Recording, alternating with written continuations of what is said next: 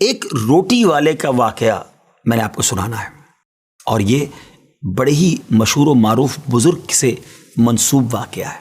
حضرت ابو بردہ رضی اللہ تعالیٰ عنہ راوی ہیں کہ حضرت ابو موسیٰ اشعری رضی اللہ تعالیٰ عنہ کی جب وفات کا وقت قریب آیا تو انہوں نے اپنے بیٹوں سے کہا کہ اے بیٹو، روٹی والے کو یاد رکھنا۔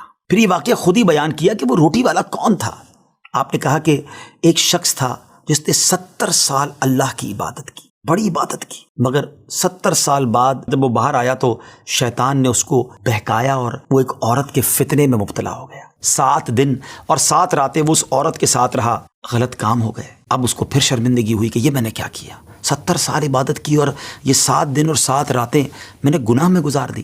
بڑا شرمندہ، بڑا نادم، قدم قدم پر سجدے کرتا جاتا، توبہ کرتا جاتا۔ اب چلتے چلتے چلتے ایک مسافر خانے میں پہنچا تو وہاں 12 مسکین لوگ پڑے ہوئے تھے، لیٹے ہوئے تھے۔ اس نے بھی جگہ بنائی اور ان کے درمیان جا کر خود بھی گر کر سو گئے۔ اب رات میں ایک شخص آیا جو ان کو کھانا دیا کرتا تھا، روٹی دیا کرتا تھا۔ ایک ایک کر کے 12 روٹیاں لے کر آیا تھا، اس کو پتا تھا یہاں 12 مسکین رہتے ہیں۔ ایک ایک کر کے سب کو روٹی دینے لگا۔ وہ شخص جو یہاں آ کر اچانک بیچ میں آ کر لیٹا تھا، اس کو بھی وہ مسکین سمجھا اور اس کو بھی روٹی دے دی۔ لیکن ظاہر ہے کہ اگر ترتیب سے روٹی دیتے دیتے آگے آئے تو آخری نمبر والے کو روٹی نہ ملی، کیونکہ یہ تو 13 ہو چکے تھے۔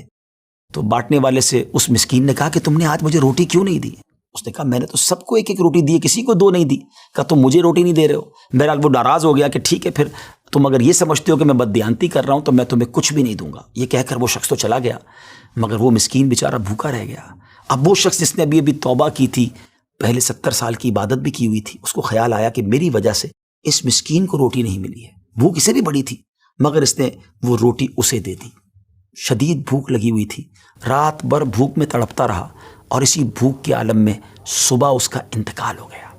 حضرت ابو موسیٰ اشعری رضی اللہ تعالیٰ عنہ فرماتے ہیں کہ جب یہ شخص اللہ کی بارگاہ میں پہنچا نا تو ایک پلڑے میں اس کی 70 سال کی عبادت رکھی گئی اور ایک پلڑے میں وہ 7 دن اور 7 رات کے گناہ رکھے گئے۔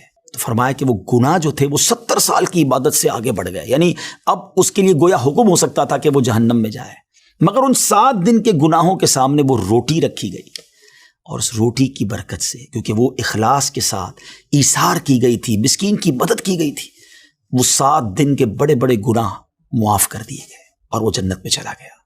پھر آپ نے اپنے بچوں سے کہا بیٹا روٹی والے کو یاد رکھنا۔ ناظرین، یہ واقعہ واقعی دلوں کے تار چھیڑ دیتا ہے۔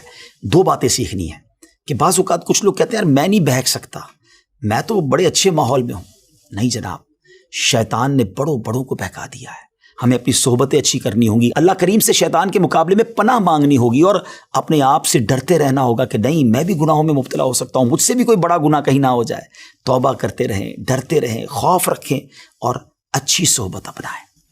اور دوسری بات، صدقہ جو ہے نا وہ گناہوں کو مٹا دیتا ہے۔ صدقہ اللہ کی بارگاہ میں بڑا پسندیدہ ہے، غریبوں کی مدد کرنا یہ اللہ کو بڑا پسند ہے۔ ہمیں بھی چاہیے کہ وقتاً فوقتاً اپنے غریب پڑوسیوں، غریب رشتہ داروں، غریب مسلمانوں کی مدد کرتے رہیں۔ اور دعوت اسلامی کا شعبہ FGRF سبحان اللہ دکھیارے مسلمانوں کی شاندار انداز میں مدد کرتا ہے۔ سیلاب زدگان کی مدد کتنے بڑے پیمانے پر کی گئی اور یہ سارا سال ہی اب کچھ نہ کچھ سلسلہ رہتا ہے، تو آپ بھی FGRF کا ساتھ دیجیے، دکھیارے مسلمانوں کی مدد کیجیے۔ اللہ آپ کے رزق حلال میں برکت عطا فرمائے اور ہم سب کے گناہوں کو معاف فرمائے۔